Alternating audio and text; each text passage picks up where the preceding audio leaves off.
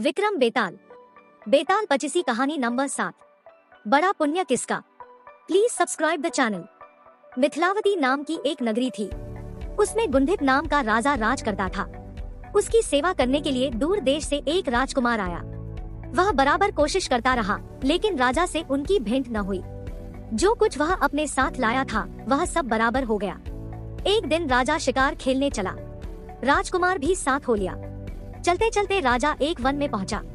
वहां उसके नौकर चाकर बिछुड़ गए। राजा के साथ अकेला वह राजकुमार रह गया। उसने राजा को रोका। राजा ने उसकी ओर देखा तो पूछा, तू इतना कमजोर क्यों हो रहा है। उसने कहा, इसमें मेरे कर्म का दोष है।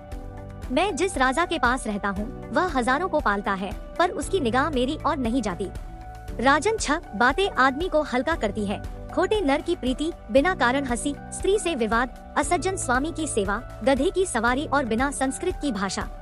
और है राजा, ये 5 चीजें आदमी के पैदा होते ही विधाता उसके भाग्य में लिख देता है। आयु, कर्म, धन, विद्या और यश।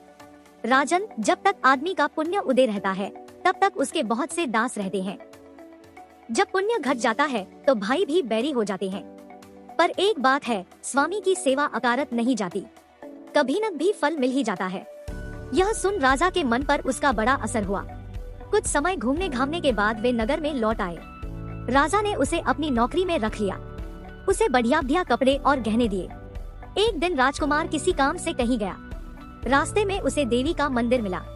उसने अंदर जाकर देवी की पूजा की। जब वह बाहर निकला तो देखता क्या है, उसके पीछे एक सुंदर स्त्री चली आ रही है। राजकुमार उसे देखते ही उसकी ओर आकर्षित हो गया। स्त्री ने कहा, पहले तुम कुंड में स्नान कराओ, फिर जो कहोगे सो करूंगी। इतना सुनकर राजकुमार कपड़े उतारकर जैसे ही कुंड में घुसा और गोता लगाया कि अपने नगर में पहुंच गया।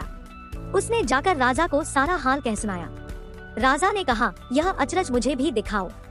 दोनों घोड़ों पर सवार होकर देवी के मंदिर पर आए। अंदर जाकर दर्शन किए और जैसे ही बाहर निकले कि वह स्त्री प्रकट हो गई। राजा को देखते ही बोली, महाराज, मैं आपके रूप पर मुग्ध हूँ। आप जो कहेंगे वही करूंगी। राजा ने कहा, ऐसी बात है तो तू मेरे इस सेवक से विवाह कर ले। स्त्री बोली, यह नहीं होने का, मैं तो तुम्हें चाहती हूँ। राजा ने कहा, सज्जन लोग जो कहते हैं उसे निभाते हैं, तुम अपने वचन का पालन करो। इसके बाद राजा ने उसका विवाह अपने सेवक से करा दिया।